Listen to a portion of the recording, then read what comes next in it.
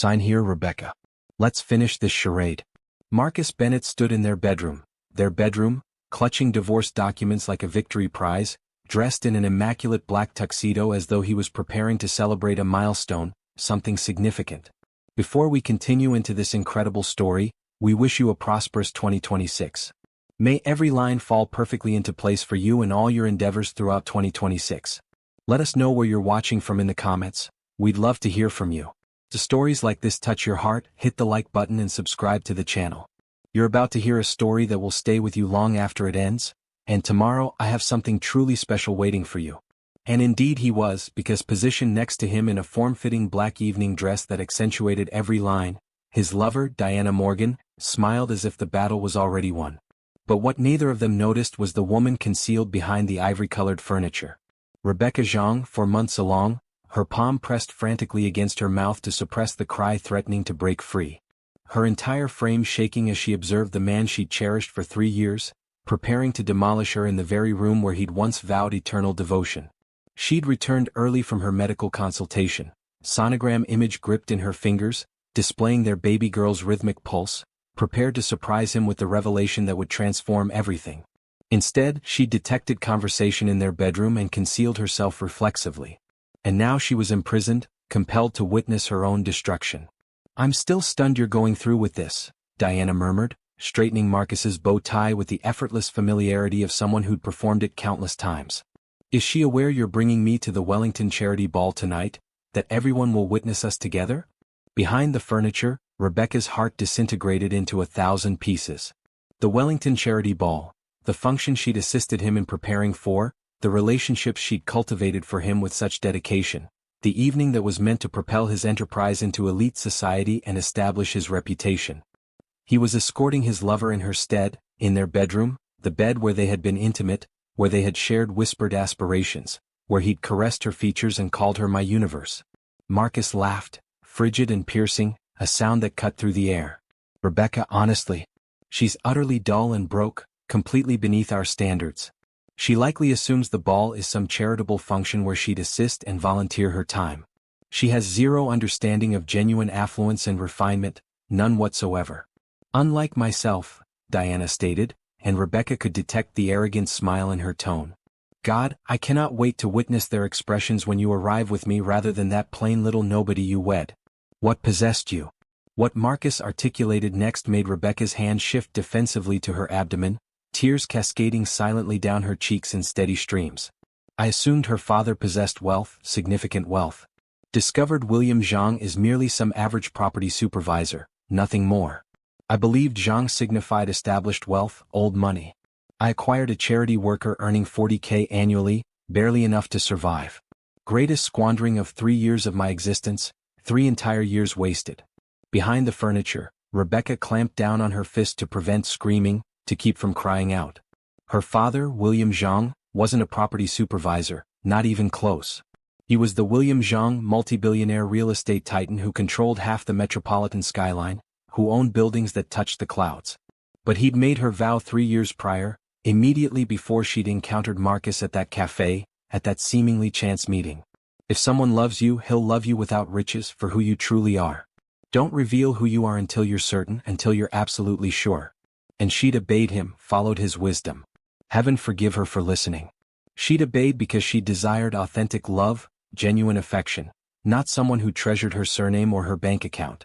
She'd concealed her fortune, lived unpretentiously, labored at the charity organization, operated a second-hand Honda that was years old, all to discover someone who'd love her for who she truly was. And instead, she'd discovered this harsh reality, this cruel truth. "So what's the strategy?" Diana inquired, trailing her finger down the divorce documents as if stroking something valuable, something precious she'd been waiting for. "She signs these, then what happens? What's our next move?" "I relocate and move in naturally." "You're practically residing here already," Marcus stated matter-of-factly. And Rebecca comprehended with terror that this was accurate. Diana's fragrance in the washroom, her wine stemware in the kitchen, her footwear by the entrance that Rebecca had assumed belonged to Marcus's sister. "She's incredibly gullible. She believes you're simply my professional partner." "But yes," she signs. "I retain the penthouse, the vehicles, the enterprise, everything. Her name's on nothing significant. My attorney ensured that." Rebecca's tears ceased because that's where Marcus was mistaken. Her name wasn't on anything because her father's name was on everything. The penthouse Marcus assumed he possessed, Zhang Enterprises property leased to M. Bennett at Rebecca's petition. The Tesla in the parking space and the Range Rover he operated to impress associates, Zhang Enterprises fleet. The technology startup Marcus was so proud of. The one he boasted about constructing from scratch, financed entirely by a silent backer called Horizon Capital, her father's shell corporation. Every achievement, every transaction, every dollar Marcus believed he generated through his own genius, it was all constructed on Rebecca's invisible fortune, designed to vanish the instant she uttered the word. What about the child? Diana's voice dripped with revulsion, and Rebecca's hand clenched protectively over her abdomen. If she's expecting like you suspect, I instructed her to take care of it, Marcus stated flatly. And Rebecca's vision clouded with renewed tears. I'm not raising some child with her. If she refuses, that's another justification for divorce. I want a complete separation. Perfect, Diana said. And Rebecca could sense her moving nearer to Marcus, could envision her pressing against him. Because I'm not performing stepmother to some nobody's infant. When we marry, I want our own offspring, not hers. When we marry. The word struck Rebecca like a physical assault. They'd already strategized that extensively. While she'd been home preparing his preferred meals, supporting his ambitions, constructing his relationships through her father's network without Marcus ever realizing, they'd been planning her replacement. That's when something inside Rebecca fractured and reconstructed into something more frigid, more rigid, sharper than sorrow. Her phone was in her pocket. Her father's counsel was one message away, and the two individuals standing in her bedroom ridiculing her pregnancy, ridiculing her devotion, scheming to appropriate what they assumed was his but was perpetually hers.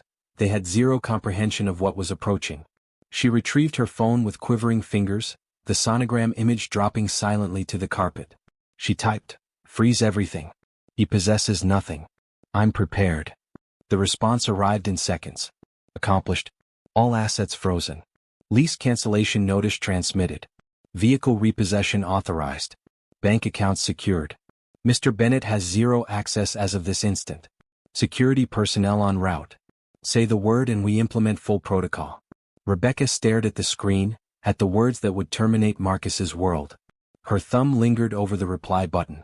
Part of her, the part that still recalled his smile on their wedding day, the part that still felt his hand on her abdomen 2 months earlier when she'd informed him about the pregnancy before he'd turned distant. That part wanted to remain concealed, to flee, to pretend she'd never heard any of this.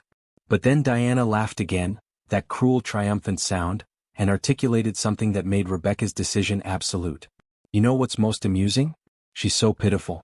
She'll likely plead with you not to abandon her. She'll weep and vow to improve, like it's her fault you grew weary of impoverished and mundane. She already has, Marcus stated. And Rebecca's heart arrested. Last week when I remained absent all night, she inquired what she'd done incorrectly. She actually apologized to me. Can you fathom that? Rebecca could fathom it because she remembered that morning. She'd prepared him breakfast, asked tenderly if everything was acceptable, informed him she was available if he needed to communicate. And he'd regarded her with such disdain, such barely concealed irritation, before kissing her forehead and stating, "Everything's fine, sweetheart. Just professional pressure." She typed one word. Execute. Then Rebecca Zhang stood gradually, her white garments creased from crouching, her face streaked with tears and mascara, her hand pressed protectively over the daughter they just labeled some child and nobody's infant. She stepped out from behind the ivory furniture, and the movement captured Marcus's attention mid-sentence. He rotated. His face transitioned from confident to bewildered to absolutely ashen in the span of 2 heartbeats. The divorce documents slipped from his fingers, drifting to the floor like withered leaves. Diana's hand fell away from his bow tie, her mouth opened in a flawless circle of shock, and Rebecca spoke through her tears, her voice fracturing, but her words sharp as fractured glass and doubly as cutting. Everything you possess was perpetually mine. The silence that followed Rebecca's words was so absolute, so complete that she could detect her own heartbeat pounding in her ears.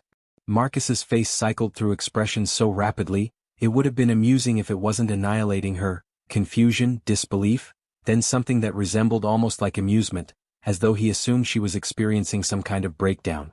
"Rebecca," he stated slowly as if addressing a child, and she despised how familiar that patronizing tone had become over the recent months. "What are you discussing and what are you doing here? I assumed you were at your job." I was at the physician, Rebecca stated, her voice still trembling, but growing more stable with each word. She maintained her hand on her abdomen, drawing strength from the tiny life developing inside her. Obtaining a sonogram of our daughter, the baby you instructed me to handle. Diana released a nervous laugh, but it perished quickly when she witnessed Rebecca's expression. Oh heaven, Marcus. She was present the entire duration. She overheard everything. Rebecca completed. I overheard everything. How I'm dull and impoverished. How my father is merely an average property supervisor. How you're bringing her voice fractured, to the Wellington Charity Ball tonight, the ball I invested 6 months organizing relationships for.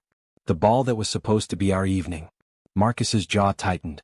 For an instant, just a flash, Rebecca witnessed something that might have been remorse cross his face, but it vanished as rapidly as it appeared, replaced by irritation. You were concealing? That's insane, Rebecca. That's genuinely unbalanced behavior. I was going to surprise you, Rebecca stated, and she despised how her voice fractured on the word. With this, she bent down and retrieved the sonogram image from where it had fallen, holding it up with shaking hands. In the black and white image, their daughter's profile was distinctly visible. Tiny nose, little hand near her face. I was going to inform you we're having a girl. I had dinner reservations. I had a gift. I had her name selected. She observed Marcus's eyes flick to the sonogram image. And for just a moment she believed she witnessed something human there. But then Diana spoke, her voice sharp with impatience. This is extremely theatrical, but Marcus and I have a ball to attend. Whatever marital conflicts you two have, perhaps you can address them later like adults. Rebecca laughed then, and it was a fractured, bitter sound that didn't sound like her at all. Adults? You want to discuss adults? Tell me, Diana, how adult is it to be intimate with another woman's husband in her bed? In her home? His home, Diana corrected coldly, gesturing around the bedroom. His penthouse, his wealth. You're merely the wife. That's what I'm attempting to tell you, Rebecca stated, and now her tears were drying, replaced by something more frigid. That's what you don't comprehend. This isn't his penthouse. Marcus's expression shifted from irritation to concern. Rebecca, what are you? Let me speculate, Rebecca interrupted, looking directly at him. Your attorney informed you everything's in your name. The lease, the vehicles, the enterprise. He ensured my name wasn't on anything significant. Correct? Correct, Marcus stated wearily. Because I constructed all of this. My enterprise, my achievement, your enterprise that was financed by Horizon Capital, Rebecca stated quietly. Your silent backer who provided you $5 million in seed financing 3 years ago. Do you even know who controls Horizon Capital, Marcus? She observed the color drain from his face, observed his mouth open and close, observed him attempting to calculate, attempting to determine where she was proceeding with this. My father, Rebecca stated simply. William Zhang, not an average property supervisor. The William Zhang, the one who controls Zhang Enterprises, the one whose structures you can witness from this penthouse window because he possesses the penthouse too. This entire structure, actually, all 52 floors. Diana laughed, but it sounded uncertain now. That's absurd. If your father was William Zhang, you wouldn't be laboring at some charity for $40,000 annually, Rebecca completed. I know. That's what Marcus assumed too. That's what I wanted him to assume, because my father made me vow. Her voice fractured again. He made me vow that if I was going to date, I wouldn't inform anyone who I genuinely was. He wanted me to discover someone who treasured me, for me, not for my surname, not for my wealth, just me. She regarded Marcus and renewed tears spilled down her cheeks. And I believed I had. I believed you treasured me. Even when you started laboring late, even when you started criticizing everything I did, even when you ceased touching me unless you desired something, I believed perhaps it was pressure. I believed perhaps if I was superior, more supportive, more understanding. Stop, Marcus stated, and his voice had changed. It wasn't patronizing anymore. It was sharp, worried. Stop talking, Rebecca. What? Rebecca inquired. Because you're beginning to comprehend. Let me make it crystal clear for you. The penthouse you assume you possess, leased from Zhang Enterprises to M. Bennett at my petition. The Tesla in the parking space, Zhang Enterprises fleet vehicle. The Range Rover you treasure so much, same.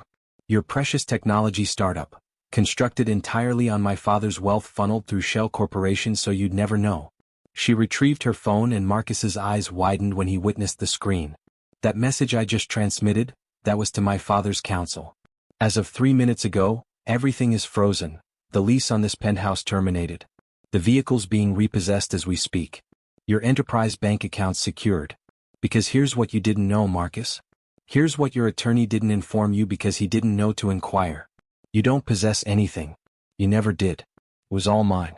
Every single dollar you believed you generated, every achievement you believed you constructed, every door that opened for you, it was me.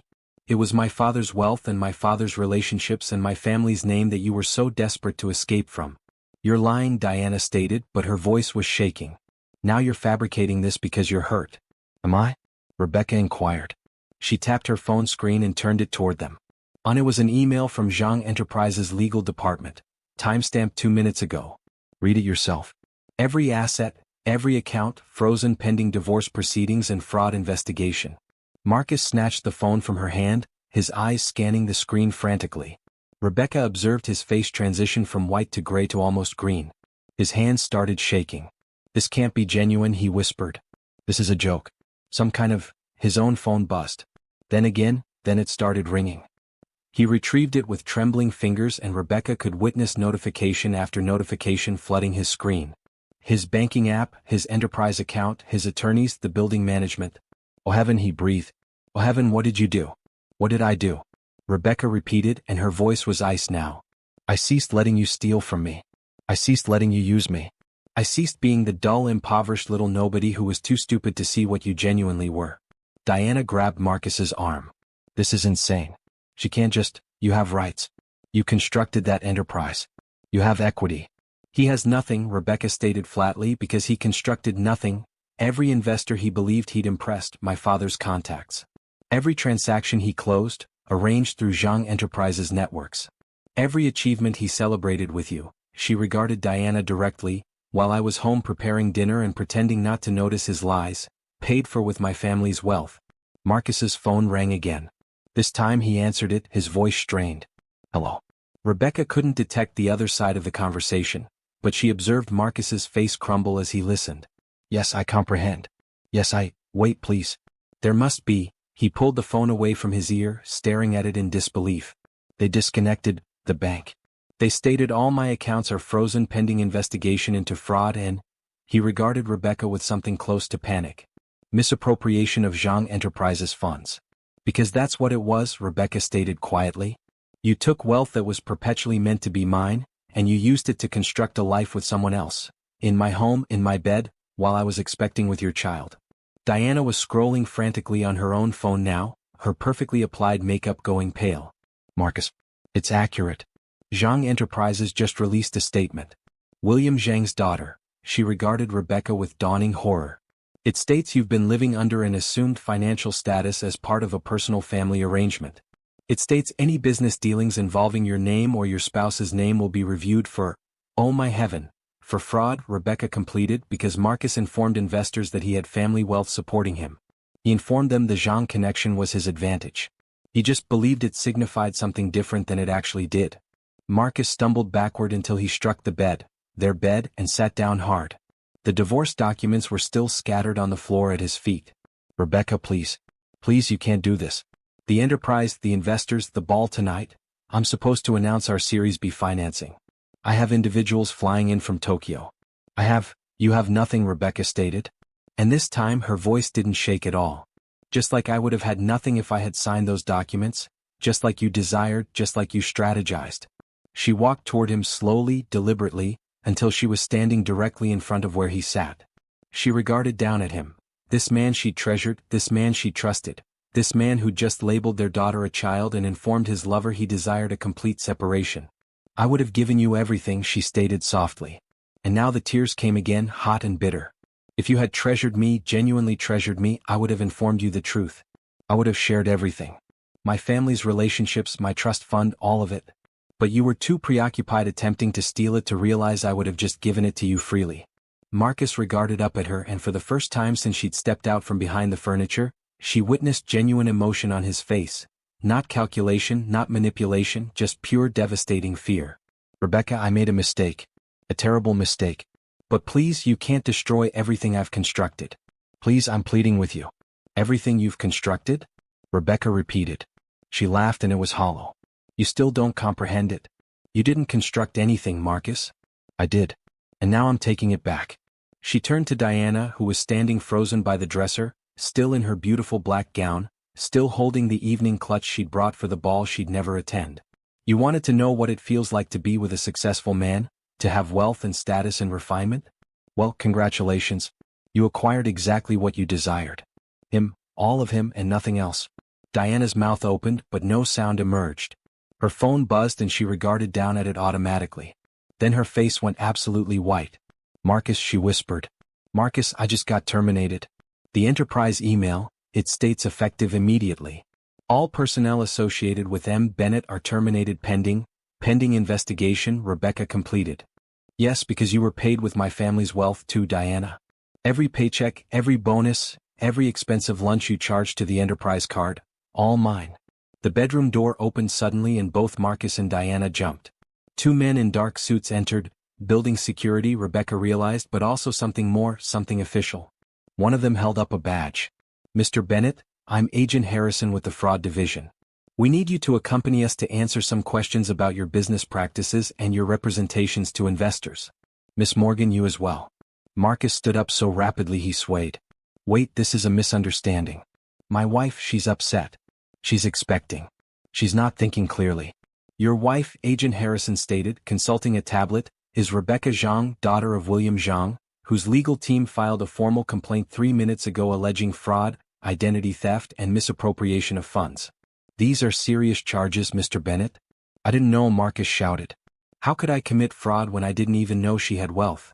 This is entrapment. This is you discovering what happens when you attempt to steal from a billionaire's daughter, Rebecca stated quietly. She regarded the agents. He can take whatever he arrived with. The clothes on his back. That's it. Everything else, the watch, the cufflinks, the phone, all purchased with Zhang Enterprises funds. Marcus regarded down at his Rolex, his face crumbling. Rebecca, please don't do this. Think about our baby. I am thinking about our baby, Rebecca interrupted, and her hand moved protectively to her abdomen again. I'm thinking about how you labeled her a child, how you instructed me to handle it, how you informed your lover you desired a complete separation. I'm thinking about how my daughter deserves a father who actually desires her, and that's not you. She walked to the nightstand and retrieved the divorce documents Marcus had brought. She read through them quickly. They were exactly what he'd described. Everything in his name. She acquired nothing. He retained everything. A complete separation. I'll sign them, she stated. Marcus's eyes lit up with desperate hope. Yes, acceptable, we can work this out. I'll sign them, Rebecca repeated. But not your version. My father's attorneys will draw up new documents, fair ones, where you acquire exactly what you brought into this marriage. Nothing. And I retain what was perpetually mine. You'll have no claim to anything. No alimony, no child support, no rights. You can't take away my rights as a father, Marcus protested. You gave those away yourself, Rebecca stated coldly, when you informed another woman you didn't want to raise some child with me, when you instructed me to handle it. Those words came from your mouth, Marcus, not mine. She turned to the agents. He's all yours. As they escorted Marcus and Diana out, Marcus twisted back, his face desperate. Rebecca, please. I treasure you. I've perpetually treasured you. It was just frigid feet, wedding anxiety that lasted excessively long. We can repair this. Rebecca stood in the bedroom, her bedroom in her penthouse surrounded by her possessions, and observed the man she treasured being led away by federal agents. She should have felt triumphant. She should have felt powerful. Instead, she just felt hollow. She sank down onto the bed and finally let herself fall apart. Her phone buzzed with a call. Dad, she answered with shaking hands. Rebecca. Her father's voice was warm and worried. The attorneys called. Are you acceptable? Are you safe?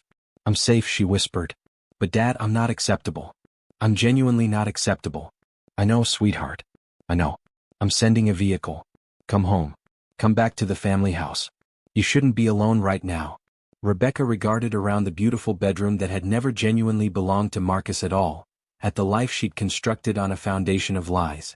His lies, yes, but also her own. She'd concealed who she was, and in doing so, she'd attracted exactly the kind of man who would destroy her for it. I'll be prepared in 10 minutes, she stated. Rebecca, her father stated gently.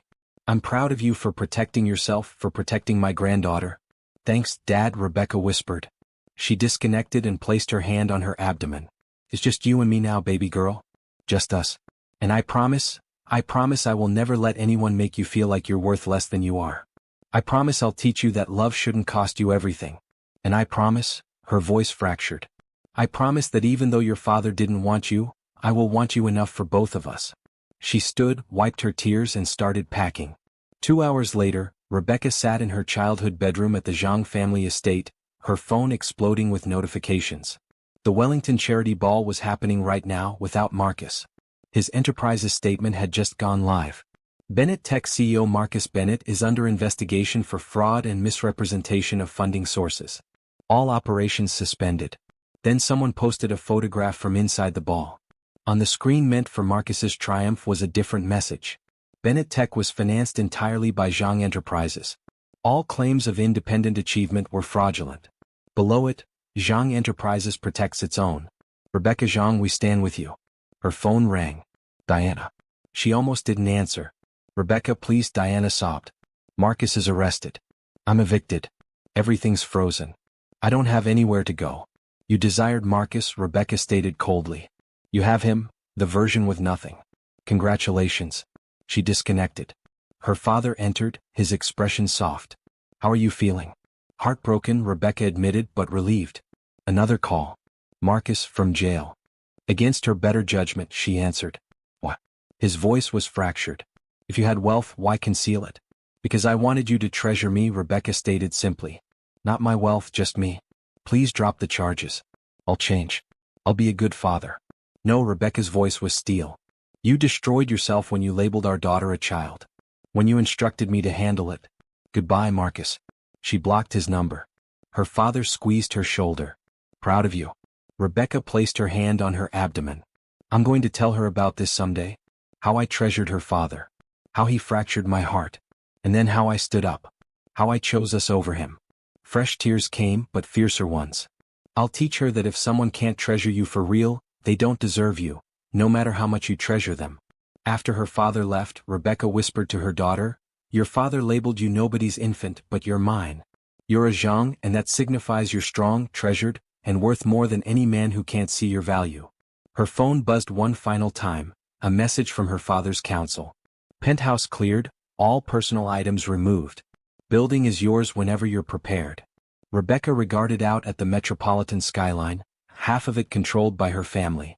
Somewhere out there, Marcus was realizing that everything he'd touched, everything he'd constructed, everything he'd celebrated, had perpetually belonged to her. She smiled through her tears. It wasn't the ending she had desired, but it was the ending she deserved. "Before you depart, I'd appreciate knowing, where in the world are you watching from right now? Drop your city and the time in the comments below. And if you desire more powerful narratives like this, hit that subscribe button and activate the notification bell so you never miss when someone acquires the revenge they truly deserve. Until next time, remember, never underestimate the quiet ones. They might just control everything you assume is yours.